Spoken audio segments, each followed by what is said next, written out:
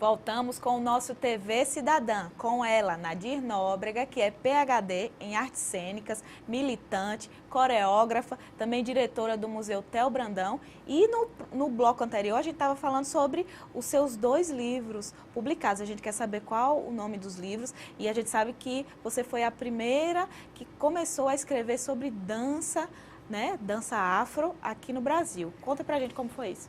Pois é, então o primeiro livro que eu publiquei foi no ano de 1991, que já foi fruto dessa minha ansiedade, desses meus questionamentos, dessa metodologia do que é que se chama de dança afro, né? O que é que se chama de dança afro, como é que essa metodologia é feita, quem são essas pessoas que mantêm essa tradição. Então, meu primeiro livro se chama Dança Afro, Sincretismo de Movimentos, né? Onde eu trago vários autores, né? Eu referencio a 2 coreógrafos que foram muito importantes e justamente de trazer o que a gente poderia dizer de técnica de dança moderna e técnica de balé clássico em 2 grupos folclóricos que são assim importantíssimos na nossa história da dança da Bahia, né? Onde eu trago também elementos de ações corporais que constroem essa dança. Então, eu fiz um trabalho, como é que eu diria, não fiz nenhuma pesquisa, assim, tipo resultado coreográfico. Foi fruto das minhas experiências enquanto professora, né? Então, eu olhava para mim mesma no espelho, as ações corporais. Segurar, rodar, sacudir, ajoelhar, pular, carregar.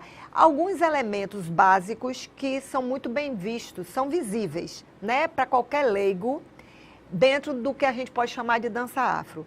E depois eu vou também discutir nesse livro o que ainda parte da sociedade, nos seus equívocos, na sua ignorância, desculpe a franqueza, acha que quando fala de dança afro é somente macumba, é só candomblé, né? Entendeu? Então as pessoas não se lembram ou não querem lembrar que no navio negreiro vieram negros já católicos, porque Portugal, antes de vir descobrir o tal do Brasil, ele já tinha relações comerciais com a África, né? Então vieram danças do trabalho no navio negreiro, né? Vieram canções do trabalho, vieram canções religiosas já de relações de português, entendeu?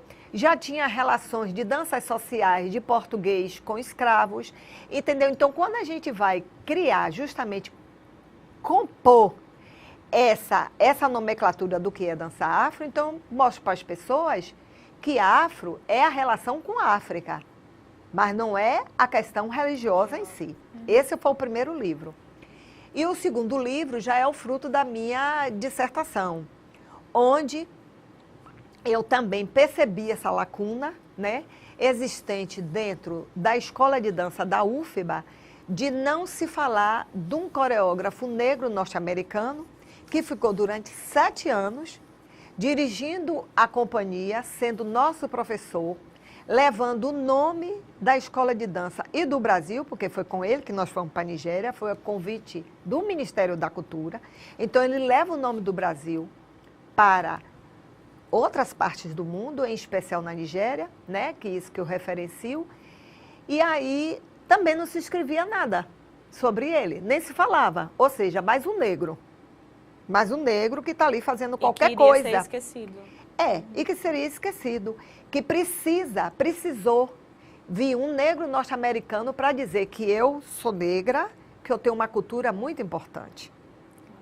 E que nós, baianos, tínhamos uma cultura corporal e social muito importante, que a escola de dança deveria receber. Então, por que não escrever sobre ele? E aí foi o seu trabalho. E aí foi meu trabalho, entendeu? Então, como eu fui aprovada com louvor, com indicação para publicação, e aí eu corri atrás, como diz na gíria, eu corri atrás, com base na lei, né, 10.639, que é justamente a importância da cultura negra, e aí eu tive meu trabalho publicado, né? Coisa que com a tese, eu estou até hoje com a dificuldade de publicar, por incrível que pareça. Com toda essa novidade, com toda essa coisa da lei, mas não consegui nenhum patrocínio. Já que cheguei é a dificuldade que é uma dificuldade muito grande para você escrever sobre negros sem um cunho da escravidão, porque adoram escrever sobre negros, mas gostam muito de colocar somente a gente como papel da escravidão. Quando chega nessa parte importante da interdisciplinaridade, né, dessa visão cósmica que a gente tem, aí a gente tem muita dificuldade. Uma cultura como um todo, né? Exatamente. Seja que aquilo... de dança, seja de música, seja de comida, seja, né, de cultura de mesmo, tudo. moral, de né, sentimentos, de religiosidade ou até de ateísmo, mas você vai ter uma relação com a natureza, né? Então, nós temos uma cultura viva.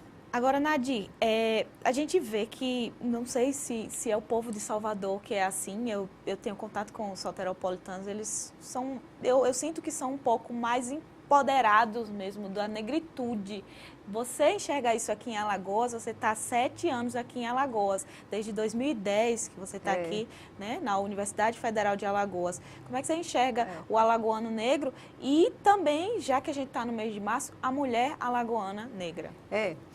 Olha, a nível de questão, se for para comparar, é óbvio, né? Nós estamos assim, bem adiante, né? Bem adiante, porque é como tem um ditado que eu gosto muito, que é do limão, a gente faz uma limonada para 10 pessoas. Pode ficar com um gostinho longe do limão, mas a gente sabe que tem limão ali na história. Aqui em Alagoas, a questão racial, o negro ainda é muito discriminado. O negro ainda tem uma postura muito tímida.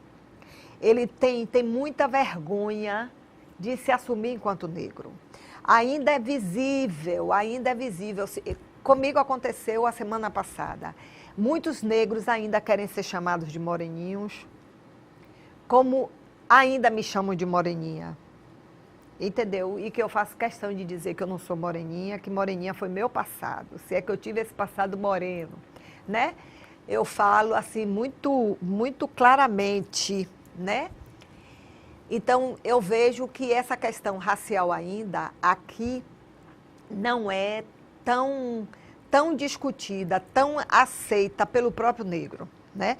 Eu não vou nem achar que isso é obrigação do branco, porque o branco ele foi educado para ser o dono do poder, entendeu? Então não vai ser ele que vai mudar.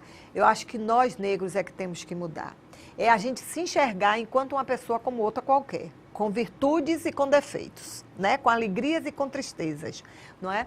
Então eu vejo desses 7 anos que mudou, mas ainda está muito tímido. Entendeu? Está muito tímido esse movimento de aceitação, da conversa, do se aceitar e de aceitar o outro, não é? Não olhar o outro negro com os defeitos, como o algoz, mas olhar um outro negro como o meu espelho. Então, se eu me olho no espelho e me gosto, eu tenho que gostar do outro negro. Então, é isso que ainda falta. E dentro da universidade, eu vejo o seguinte, de uns tempos para cá, a gente percebe, né, que a questão das cotas, né, essa questão das cotas, essa presença do NEAB hoje com Lígia, né, que é um núcleo de estudo afro, entendeu? Então, com Lígia, já no comando, eu acho que essa questão de ter trazido a discussão das cotas, né, para as pós-graduações, eu acho que já é um avanço, né, muito grande. É importante, né? A liderança feminina, a gente quer destacar também, né? Exatamente. Que as mulheres negras, femininas na UFAL. Femininas, então, a gente tá com essa... A gente está tendo essa visibilidade, mas não é uma visibilidade gratuita.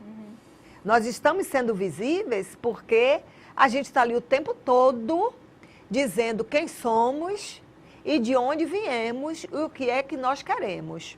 Entendeu? Então, essa questão dessa morenice, a gente não quer essa morenice, né? Essa coisa dessa mulatice, a gente também não quer. A gente quer uma negritude, entendeu? Com empenho, contextualizado e com respeito, em pé de igualdade. Então, eu percebo que essas nossas presenças, A gente tem dado bons resultados? Tem dados. Agora, quando você vai olhar uma universidade que tem não sei quantos anos, é muito pouco. Quando eu vejo ainda que existem alunos cotistas que não se assumem cotistas, isso é fruto de não haver uma discussão coletiva, uma aceitação coletiva dessas presenças negras dentro da universidade. Entendeu? E independe de escolaridade. Olha que eu não entrei nem na área da escolaridade.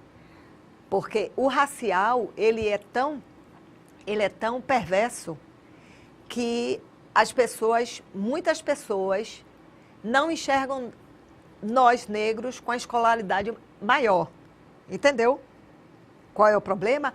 Mas que melhorou. Agora, poderia melhorar mais. Pois é, e aí você chegou no ponto que eu queria tocar. A gente está terminando o nosso programa, é um assunto realmente vasto, que a gente já vai deixar aqui o convite para uma próxima entrevista com a senhora. Mas aí o ponto que a gente queria chegar é esse. A senhora é uma PhD em dança, em artes cênicas, e aí a escolaridade lá em cima não foi fácil para a senhora chegar a esse nível, o último grau, né, de formação. E aquela menina lá de Salvador, dos Alagados, chegou hoje, é uma doutora, é uma pós-doutora. Como é que a senhora se sente? Manda essa mensagem para todas as mulheres e todos os estudantes e principalmente mulheres negras que estão lhe assistindo aqui pelo TV Cidadã, para como chegar a esse nível e se empoderar e estudar e batalhar pelo que se quer mesmo. Pois é, então... Inicialmente eu quero agradecer e foi aquela conversa que nós tivemos antes dessa entrevista, né? O que eu posso dizer a todo mundo que nós somos mulheres todos os meses, todos os dias, né? Não só em março. Não só em março, assim como nós não somos negros somente em novembro. E eu vejo isso aqui também em Alagoas, muito forte, que quando vai se discutir negro, todo mundo só descobre a gente em novembro. Então, nós somos negras o tempo todo, desde que nós saímos de África, desde que estávamos em África, nós somos negras o tempo todo, nós somos mulheres o tempo todo. Então, aquela menina, sabe, que pisava no lixo, que teve uma infecção no pé muito grande por tanto pisar no lixo, né? Mas, antes de mais nada, eu agradeço muito meus pais, né? Meus avós, na verdade, porque eu sou filha de adolescente e de pai desconhecido.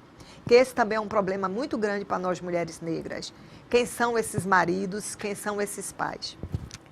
Enfim, é dizer que não é só querer. Você tem que estar muito atenta para as adversidades e lembrando que todos os dias nós temos que dormir e acordar, que eu digo que é até esquizofrênico. O tempo todo aguçando o olhar para a questão feminina, para a questão do machismo e para a questão racial, né? Mas é desejar que todo mundo seja esperto e que não aceite qualquer coisa. Não engula tudo. Que não engula tudo que nos oferece, porque o canto da sereia é sedutor, né?